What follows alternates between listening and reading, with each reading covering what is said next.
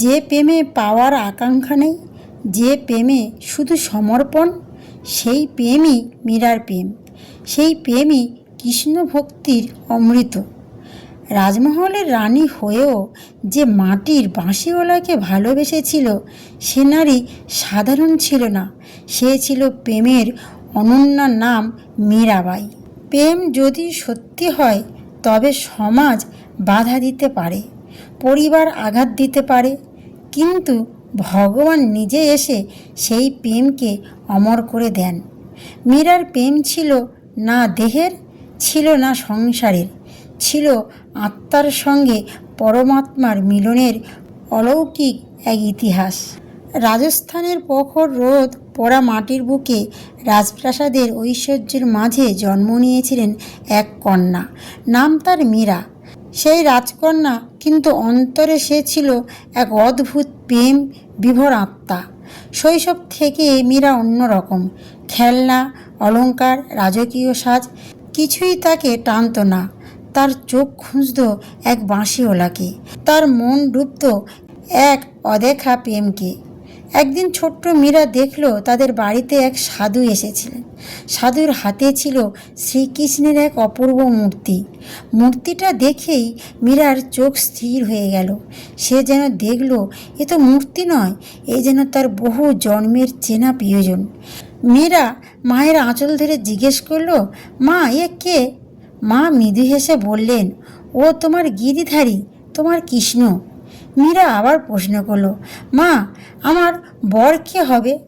মা হেসে মজা করে বললেন, এই কৃষ্ণ তোমার বর। মায়ের সেই সহজ কথা মীরার হৃদয়ে হয়ে গেল শাশ্বত সত্য। সেদিন থেকেই মীরা কৃষ্ণকে স্বামী, প্রভু, প্রেমিক সব কিছুই মেনে নিল। সেদিন থেকে মীরার সকাল শুরু হতো শ্রীকৃষ্ণকে জাগিয়ে, রাত শেষ হতো শ্রীকৃষ্ণকে ঘুম পাড়িয়ে। সে কৃষ্ণকে খাওয়াতো, সাজিয়ে দিত, গান শোনাতো আর কথা বলতো নিজের প্রাণের মানুষের মতো। লোকেরা হাসতো, বলতো, একটা পাথরের মূর্তিকে কেউ এইভাবে ভালোবাসে? কিন্তু মীরা জানতো ও পাথর নয়, ও তার প্রাণনাথ। যে প্রেম চোখে দেখা যায় না, সেই প্রেম তো সবচেয়ে সত্য। সময় গড়ালো, মীরা বড় হলো, তার রূপ, তার গুণ, তার সৌন্দর্যর কথা চারিদিকে ছড়িয়ে পড়ল।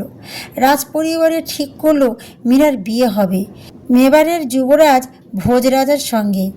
ধুমধাম করে বিয়ে হলো। রাজমহলে এলেন মীরা রানী হয়ে, কিন্তু মনের ভিতরে সেখানে তো বহু আগেই কৃষ্ণ সিংহাসনে বসে আছেন। মীরা রাজমহলে এসেও রাজরানী হতে পারলেন না।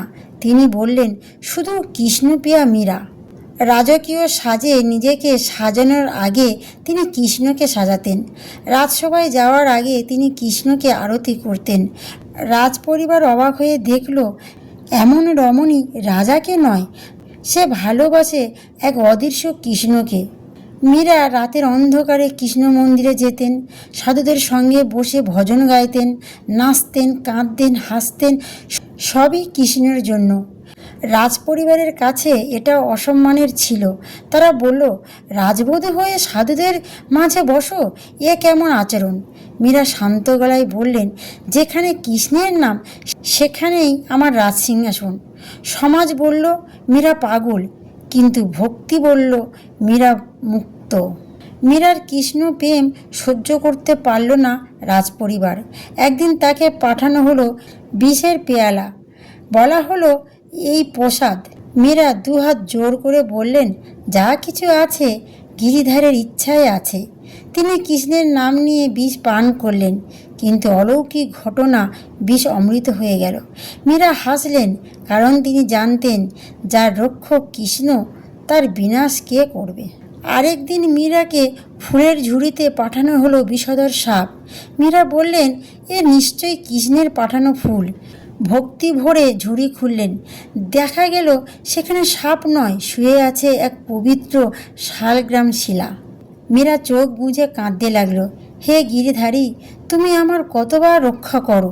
মীরা তখন গান গাইতেন। তার কণ্ঠে শুধু গান ছিল না, ছিল হৃদয়ের রক্তক্ষরণ। তিনি গাইতেন আর কৃষ্ণ যেন শুনতেন। তিনি কাঁদতেন আর বৃন্দাবনের বাতাস কেঁদে উঠত। তিনি ডাকতেন, হে গিরিধারী, হে কৃষ্ণ মুরারি। আর সেই ডাক ভেদ করত আকাশ বাতাস, সংসারের মায়া।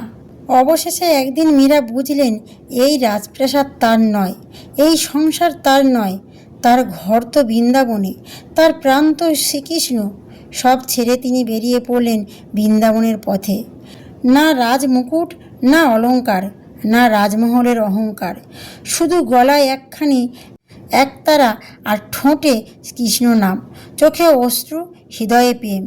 বৃন্দাবনে পৌঁছে মীরা যেন নতুন প্রাণ পেলেন।